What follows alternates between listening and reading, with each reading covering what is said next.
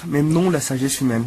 Louis XV, duc d'Anjou jusqu'au 8 mars 1712, dauphin de France du 8 mars 1712 au 1er septembre 1715, un roi de France et de Provence. Membre de la maison de Pardon, dont le règne s'étend de 1715 à 1714. Le mot lumière définit métaphoriquement le mouvement culturel et philosophique qui est dominé en Europe et particulièrement en France. Le XVIIIe siècle, auquel il a donné, par extraction, son nom de siècle des Lumières. Les penseurs de cette époque ont marqué le roman du service, science et politique, et de l'art, la littérature en particulier, par leurs questions et leurs critiques fondées sur la raison éclairée, de l'être humain et les idées de liberté. Je cite un passage. Memnon ayant ainsi renoncé le matin aux femmes, aux excès de table, aux jeux, à toute querelle, et surtout à la cour, avait été avant la nuit trompé et volé par une belle dame.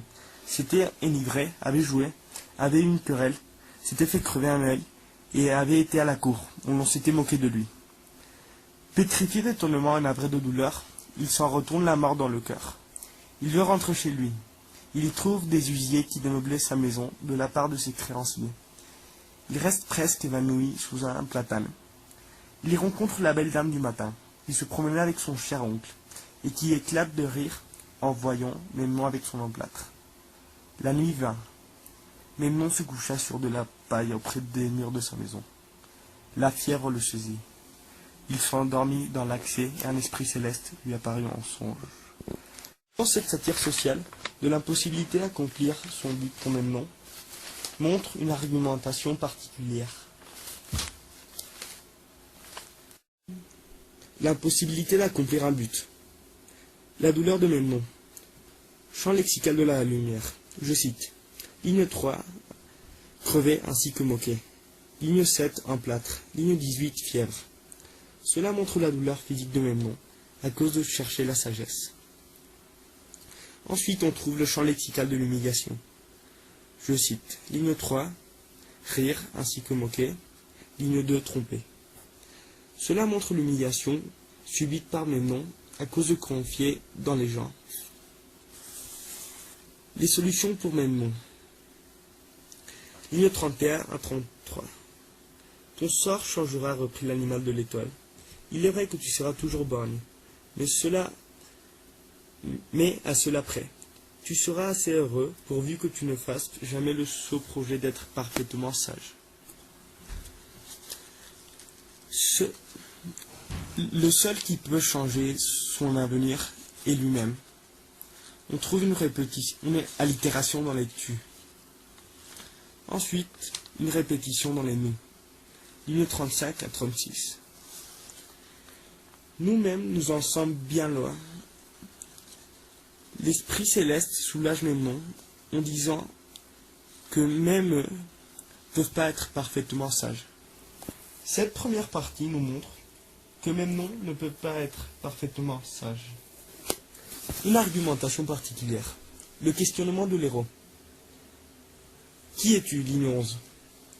Cette question présente le génie, qui pourra sauver Memnon. Ensuite, on trouve une autre question, ligne 33-34. C'est donc une chose à laquelle il est impossible de parvenir. Voltaire introduit cette question pour pouvoir lui donner la réponse au lecteur directement. Faire réfléchir le lecteur. Je cite, ligne 11. Non, faire réfléchir le lecteur. En introduisant le génie, Voltaire peut dire que toutes ses réponses seront incontestablement vraies. Je cite, ligne 11. Ton bon génie, lui répondit l'autre. De plus, on trouve un oxymore. Ligne 42-43. Ils ont grande raison, dit le philosophe de là-haut, en considérant l'arrangement de l'univers entier.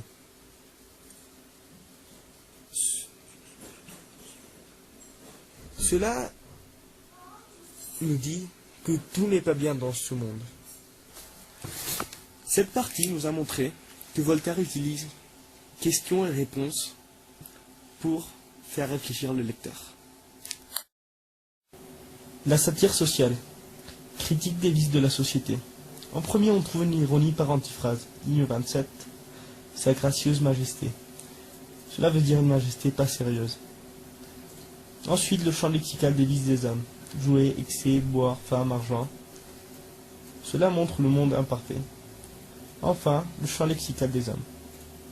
De la folie des hommes. Naïf, sottise, fou, folie. 39, 33, 34. Montre le monde imparfait. Il dénonce la cruauté des hommes. Critique de l'illusion des hommes. Dans le paragraphe 1,